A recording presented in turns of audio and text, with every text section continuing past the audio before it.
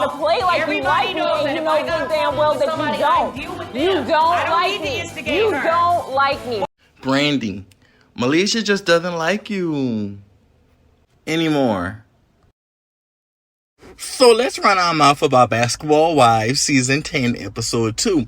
So I enjoyed this episode also. I'm saying the ladies are off to a great start.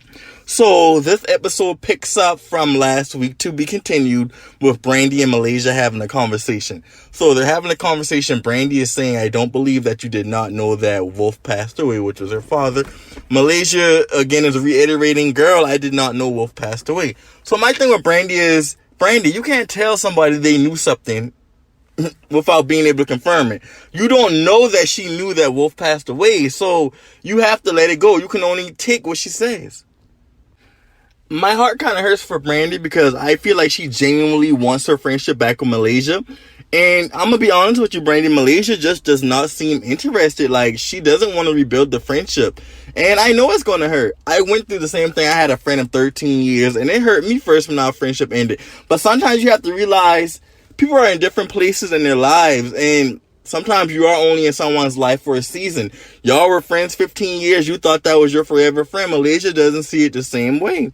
Now, Malaysia, girl, you know, you my girl, but I feel like you should have a little more compassion for Brandi. Brandi has always been there for you. Since the first day we met Brandi on this show, she has been a loyal girl to you. And if you feel like y'all have outgrown each other and you don't want the friendship anymore, we cannot force you to be friends with Brandi, but I feel like you can go about it a better way. Like, y'all could at least be cordial and coexist. You're just like, you don't want to be around her at all, from what you told Zell Swag. I'm like, that's a bit much for somebody who's been friends for 15 years. Like, if she hurt you or harmed you or did something distasteful to the point that she couldn't be in your space, I understand it. But girl, if y'all just aren't friends and there's not really any real beef, why can't y'all be around each other? So the conversation goes nowhere. The ladies split apart. They go back to the group. When they go back to the group, Jen pulls Malaysia to the side. Brooke pulls Brandi to the side. I thought it was cute that both girls had someone to confide in. Now, this is what I'm going to say about Jennifer Williams. Jennifer Williams is a better woman than I would ever be. Because there's no damn way that Malaysia would be able to throw a damn table at me. And 3 or 4 or 5 years later, I'm going to be on this show consoling her. This is the second episode Jennifer has consoled her. Jennifer is a good woman. You would have been consoling yourself as much as I like you, Malaysia. So cool, they turn up, that scene is over. Brooke and Brandi, magic. I love these ladies' chemistry together. It's so organic. It's so fresh and fun. It's almost like they have like a girl crush on each other, but they're not lesbians. I think it's kind of cute when women act like that. So anyways, they're meeting up at the piercing place. Brooke gets her boobs pierced. Brooke is that girl. Brooke looks good. Brooke ain't really doing nothing wrong to me. Let's move forward. They're talking about Brooke's birthday party. Brooke says she is going to invite Malaysia. Hopefully Malaysia comes. Fast forward to see Malaysia will not be there. But yeah, I like Brooke and Brandi together. I feel like it's real fun. In the next scene, we have Angel. I keep wanting to call her Angel Love. This is Angel Brinks. Angel Love is that cute little chocolate one who's not on there anymore. So Angel Brinks and Duffy are meeting up for a double date. You know, it's cute. Duffy's guy, I don't know what his ethnicity is, but it works for them. Angel Brinks. I'm calling the girl Angel Love again. Angel Brinks. Why did you get pregnant by Rockstar? Why did you get pregnant by Rockstar? Then Duffy is sitting at the table asking you, what is it about him that you like? What do you love about him? You could not even answer the question because you don't love nothing about his ass. You were not supposed to get pregnant by that man. That was a man you were supposed to have fun with. You're a very popular woman. You have a successful business. You know a lot of people. There's no way you're going to tell me you did not know who Rockstar was prior to laying out with him. And the type of man that he was and how he treated women. Just off Love and Hip Hop, we saw that he treated women like garbage. But you must have thought you were the exception, girl. And now he's showing you. Angel Brinks is having pregnancy remorse. In that final scene when her and Duffy were talking and she was saying like it's important that her child has a father who wants to be there and be active and be a great parent, and she doesn't feel like Rockstar is going to be that. No, sis, you know for a fact he's not going to be that because he had them been it prior to you, and he ain't going to be it after you. You know he's not going to be the father you want. You're having pregnancy remorse, but you're too far along in your pregnancy. You know, I guess my question for Angel Brinks would be, what attracts you to black men? Because it seems like every black man we've seen you try to date, it just doesn't go well. It would only take one or two for me to realize, dang, this might not be where it's at.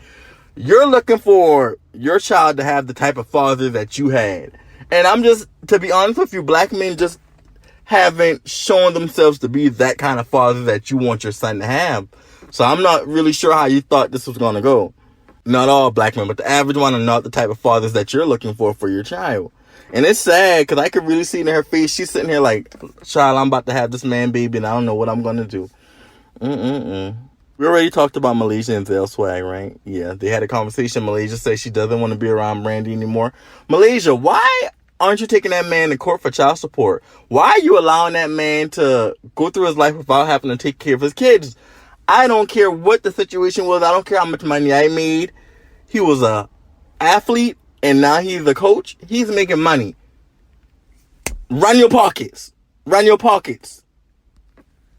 It's just disgusting to me that especially men who have the means and the finances won't take care of their kids. Why should the court have to make you take care of kids that you know are out here and you know that woman is struggling with 3 kids? It's sorry. Brooke, British, Brandi, and Duffy at the spa getting ready for Brooke's birthday. I enjoyed it. It was a fun moment. It was that black woman experience when they're just entertaining, just having fun, letting their hair down. It's like the cameras aren't even there. That's the stuff that I enjoy. These 4 ladies are a lot of fun together. They really are.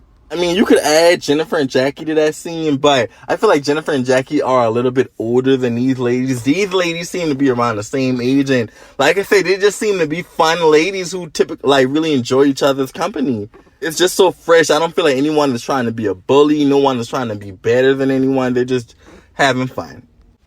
Brandi can't let go of Malaysia, so they're at Brooke's dinner. Malaysia did not show up. I'm not surprised. Malaysia and Brooke just really aren't friends like that. So I knew Malaysia wasn't coming. Like we said, we already know Brandi wants her friendship back with Malaysia. Brandi is a very emotional woman. Brandi takes everything so personal, as you can see. When Brandi pulled Duffy to the side and asked her to stop doing the best friend thing, Duffy knew what she was doing the whole time, but Duffy was doing that for a reason because Duffy's trying to get you to know, Brandi, you're looking crazy, girl. Let it go. Malaysia doesn't want the friendship. That's all Duffy trying to do. She's your little sister and she loves you, girl. She wants you to move on. Brooke's dinner. Brooke looked amazing. We meet Brooke's husband. Brooke got an old big Rick Ross dude, and his pocket's probably just as big. I don't expect nothing different. That's Brooke we talking about. British and Duffy meeting up. I'm like, when are we going to get some more of British? But I thought for the preview next week, we're going to get into British's life. Because I'm like, dang, this the second episode. Y'all ain't really even introduced us to British like that. Like, reintroduced her to us and let us know what's going on with her. This episode, we finally found out Brooke is married for 3 years and she's been at home. The theme is a lot of these ladies have been locked up in the house. And maybe that's why they're so fun right now. Because they've just been locked in the house and been waiting to have some fun. I already talked about Angel Brinks' pregnancy remorse with Rockstar. I don't really care for Rockstar. I'm not interested in talking about him.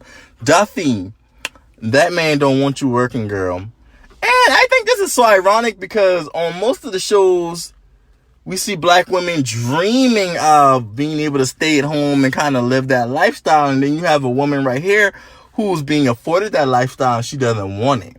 So I'm like, okay, Duffy, I understand, she doesn't want to lose her individuality. This is her passion. She loves the DJ. But at the expense where this man wants you just to be home and be a mother, I'm like, Duffy, you can't find a way to start a business from the home? Start some online DJing or something, teach some DJing classes online? There's something you can do from home, Duffy. That man wants you in the house. The last thing I wanted to touch on was the conversation with Jackie in Malaysia via FaceTime. So Malaysia's back in Atlanta. She's going to pick up her kids. She's going to be bringing them back to LA.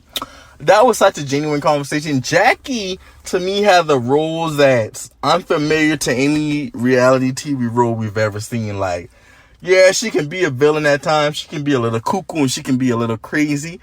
But Jackie is the one woman who I think genuinely has love for every woman on her cast.